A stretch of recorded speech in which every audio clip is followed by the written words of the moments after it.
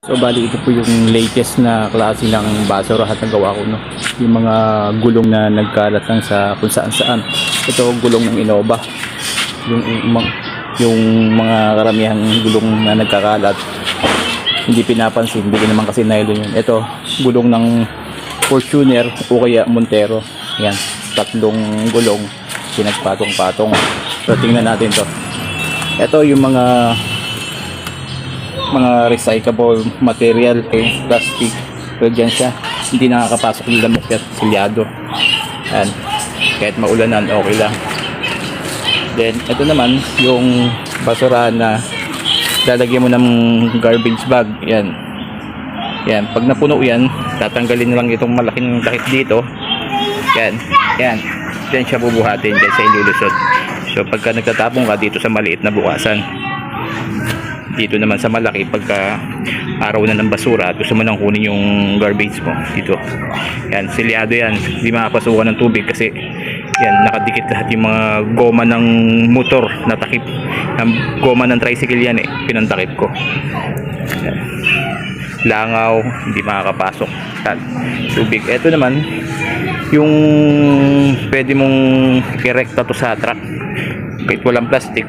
Yan, yung basura kahit punuin mo dyan, 2 tao yung bubuhat. Actually 2 tao naman sa mga truck yung bumubuhat So yan, kahit ihagis mo ng ihagis, itapon mo, walang madadamis yan, yung pintura lang. Pero kung kahit di mo na siya pinturahan, yung mga screw lang tsaka yung rayos na pinagtahi ko para hindi siya kalawangin. Pero mas maganda kung may pintura at iingatan din, mas presentable. So ayan, ganun na rin po.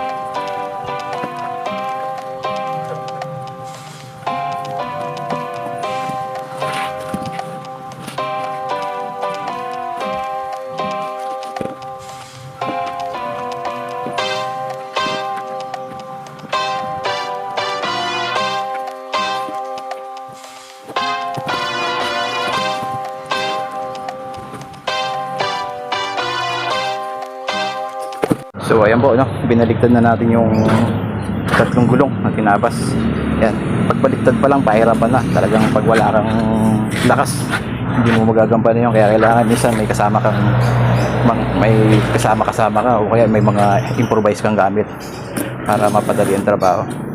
So ayan, pag dudugtong-dugtungin na lang yan, tatahiin natin ng rayos yung spoke ng mga motor, tricycle na bakal. So ayun na po, magkapatong na. Ayan. Maglalagay na lang tayo ng marking para sa paggagayan ng mga rayos.